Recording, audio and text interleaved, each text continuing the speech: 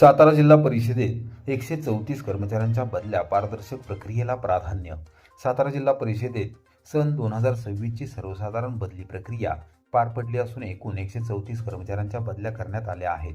जिल्हा परिषदेवर भाजपचा झेंडा फडकल्यानंतर पारदर्शक आणि गतिमान कारभारावर भर देण्यात येत असून त्यानुसार यंदा प्रशासकीय व विनंती बदल्या एकाच वेळी करण्यात आल्या. स्वर्गीय यशवंतराव चव्हाण बहुउद्देशीय सभागृहात ही बदली प्रक्रिया पार पडली. यावेळी जिल्हा परिषद अध्यक्षा डॉक्टर प्रियाताई महेश शिंदे, उपाध्यक्ष राजू भोसले, कृषी समितीच्या सभापती लता कर्णे, शिक्षण समितीच्या सभापती तेजस्विनी कदम तसेच मुख्य कार्यकारी अधिकारी याशनी नागराजन यावेळी उपस्थित होत्या. बदली प्रक्रियेत प्रशासकीय विनंती आणि आपसी अशा विविध प्रकारच्या बदल्यांचा समावेश करण्यात आला. यामध्ये आरोग्य विभागातील कर्मचाऱ्यांच्या सर्वाधिक बदल्या झाल्या.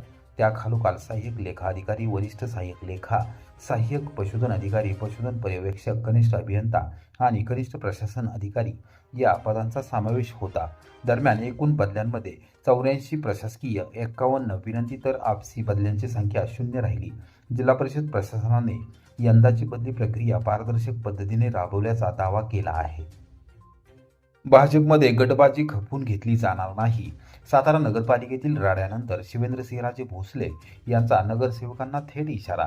सातारा नगरपालिकेच्या सर्वसाधारण सभेत उपनगराध्यक्ष दत्तात्रय बनकर आणि बांधकाम समितीचे सभापती बाळासाहेब खंदारे यांच्यात झालेल्या जोरदार शाब्दिक चकमकीनंतर सार्वजनिक बांधकाम मंत्री शिवेंद्रसिंहराजे भोसले यांनी नगरविकास आघाडीच्या नगरसेवकांची तातडीची बैठक घेत चांगलीच कानउघडणी केली. उदयनराजेंची पार्टी, शिवेंद्रराजेंची पार्टी असे काही चालणार नाही. भाजपच्या चिन्हावर निवडून आलात, आता शहराच्या विकासासाठी एकदलाने काम करा, अशा स्पष्ट शब्दात त्यांनी गटबाजीवर नाराजी व्यक्त केली.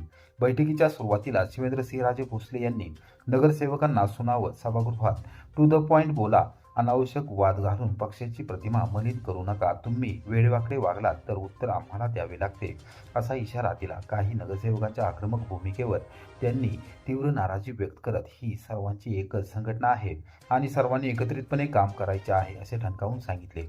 नगरसेवकांमधील अंतर्गत मतभेदांवर बोलताना त्यांनी आपल्याला विरोधकच नाहीत मग आपसात भांडताय कशाला, असा थेट सवाल उपस्थित केला.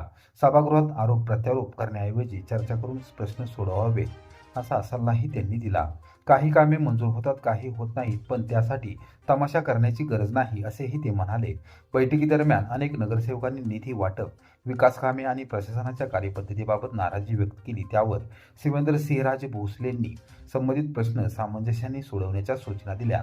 नव्याने निवडून आलेल्या नगरसेवकांनी अधिकाऱ्यांविरोधात केलेल्या तक्रारींची गंभीर दखल घेत नगराध्यक्ष, संबंधित अधिकारी आणि नवोदित नगरसेवकांची स्वतंत्र बैठक घेण्यात येणार असल्याचे त्यांनी जाहीर केले. या बैठकीला आपण स्वतः उपस्थित राहणार असल्याचेही त्यांनी स्पष्ट केले.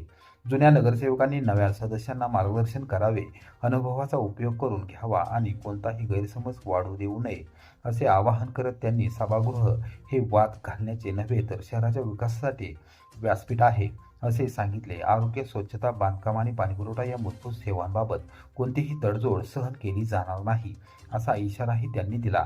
या बैठकीस नगराध्यक्ष अमोल मोहिते, पक्षप्रतोद अविनाश कदम तसेच नगरविकास आघाडीचे सर्व नगरसेवक आणि नगरसेविका उपस्थित होत्या. जागतिक डेंग्यू दिनानिमित्त कोरेगावात जनजागृती प्रभात फेरी, नागरिकांचा उत्स्फूर्त प्रतिसाद. जागतिक डेंग्यू दिनानिमित्त कोरेगाव तालुका आरोग्य अधिकारी कार्यालय, दडवळेसमत कोरेगाव येथील आयुष्यमान भारत आरोग्य केंद्र तसेच कोरेगाव नगरपंचायत यांच्या संयुक्त विद्यमाने कोरेगाव शहरात विशेष जनजागृती कार्यक्रमाचे आयोजन करण्यात आले. शिवतीर्थ हुतात्मा स्मारक रोटरी उद्यान येथे झालेल्या या कार्यक्रमाला नागरिकांचा उत्स्फूर्त प्रतिसाद लाभला. यावेळी डेंग्यू प्रतिबंधात्मक जनजागृती करण्यासाठी प्रभात फेरी काढण्यात आली. डेंग्यूचा प्रसार रोखण्यासाठी घ्यावयाच्या खबरदारी, स्वच्छता व उपाययोजना याबाबत नागरिकांना मार्गदर्शन करण्यात आले. तसेच कंटेनर सर्वेक्षण मोहिमेद्वारे डासांची उत्पत्ती होणारी ठिकाणे तपासण्यात आली. तालुका आरोग्य अधिकारी डॉक्टर शंकर गांधीले यांच्या मार्गदर्शनाखाली वैद्यकीय अधिकारी डॉक्टर विवेक सोनमनकर यांच्या नेतृत्वात विविध उपक्रम राबवण्यात आले. आरोग्य विस्तार अधिकारी विठ्ठल गुजर यांनी कार्यक्रमाच्या आयोजनात पुढाकार घेतला. नगराध्यक्षा दीपालीताई महेश बर्गे यांनी प्रभात फेरीचा शुभारंभ केला. यावेळी त्यांनी आरोग्य कर्मचारी, आरोग्य प्रवर्तक तसेच आशा सेविकांना डेंग्यू प्रतिबंधासाठी अधिक प्रभावीपणे जनजागृती करण्याचे आवाहन केले. कुटुंब बाहेर 3 जिल्ह्यात जाणार आहे, पुणे, सातारा, सोलापूर.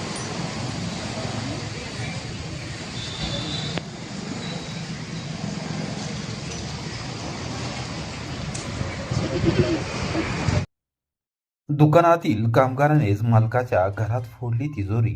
कोरेगावात 5.25 लाखाचा ऐवज लंपास. पोलीस ठाण्यात गुन्हा दाखल. कोरेगाव शहरातील जळगाव रस्त्यावर असलेल्या शुभलक्ष्मी इलेक्ट्रिकल अँड मशिनरी या दुकानात कामाला असलेल्या राजस्थानमधील एका कामगारानेच मालकाच्या घरावर डल्ला मारत सुमारे 5,30,000 रुपयांचा ऐवज चोरी केल्याची घटना रविवारी उघडकीस आली आहे. या प्रकरणी कोरेगाव पोलीस ठाण्यात गुन्हा दाखल करण्यात आला असून शहरात खळबळ उडाली आहे. याबाबत मिळालेली अधिक माहिती अशी की कोरेगाव शहरातील जळगाव रस्त्यावर शंकर राम चौधरी यांचे शुभलक्ष्मी इलेक्ट्रिकल्स अँड मशिनरी नावाचे शेती उपयोगी साहित्य विक्रीचे दुकान आहे. या दुकानात त्यांनी राजस्थान राज्यातील दिनेश चौधरी वय 20 याला कामगार म्हणून ठेवले होते. तो दिवसभर दुकानात काम करून रात्री दुकानाच्या वरच्या मजल्यावरील मालकांच्या घरातच राहत होता. शनिवारी मध्यरात्रीच्या सुमारास दिनेश चौधरी यांनी घरातील सर्वजण झोपेत असताना खाली दुकानात जाऊन स्क्रूड्रायव्हर व इतर साहित्य आणले. त्यानंतर मालक घरी नसल्याचा फायदा घेत बेडरूममधील कपाट उघडून त्यातील 2 लाख रुपयांची रोकड तसेच सुमारे 3,30,000 रुपयांचे सोन्याचे दागिने असा एकूण 5,30,000 रुपयांचा ऐवज चोरून नेल्याचे समोर आले आहे. रविवारी सकाळी शंकर चौधरी यांच्या पत्नीला बेडरूममधील कपाट उघडे असल्याचे दिसून आले. कपाटातील रोकड व दागिने गायब असल्याचे लक्षात येताच त्यांनी तातडीने पतीला माहिती दिली. त्यानंतर दुकानातील CCTV फुटेज तपासण्यात आले असता दिनेश चौधरी हा शनिवारी रात्री सुमारे 2:15 वाजण्याच्या सुमारास पाठीवर स्कूल बॅग घेऊन दुकानासमोरील गेटमधून बाहेर जाताना दिसून आला. तसेच रविवारी दिवसभर तो आढळून न आल्याने त्याच्यावर संशय बळावला. या प्रकरणी शंकरराम चौधरी यांनी दिलेल्या फिर्यादीवरून कोरेगाव पोलीस ठाण्यात गुन्हा दाखल करण्यात आला आहे. पोलीस निरीक्षक अरुण देवकर यांच्या मार्गदर्शनाखाली उपनिरीक्षक अतुल जगदाळे तपास करत आहेत. 5 वर्षांपासून फरार ट्रान्सफॉर्मर चोरीतील 2 आरोपी जेरबंद. वॉटर स्टेशन पोलिसांची कामगिरी. वॉटर स्टेशन पोलीस ठाणे हद्दीतील विजेच्या ट्रान्सफॉर्मर चोरीच्या गुन्ह्यात तब्बल 5 वर्षांपासून फरार असलेल्या 2 आरोपींना अटक करण्यात वॉटर स्टेशन पोलिसांना यश आले आहे. पप्या रमेश भोसले वय 23 व महेश उर्फ बहिऱ्या रमेश काळे वय 24 दोघे राहणार बुरकवडी तरडगाव तालुका फलटण अशी अटक करण्यात आलेल्या संशयित आरोपींची नावे आहेत. पोलीस अधीक्षक निखिल पिंगळे व अप्पर पोलीस अधीक्षक डॉक्टर वैशाली कडूकर यांनी फरार आरोपींना अटक करण्याच्या सूचना दिल्या होत्या.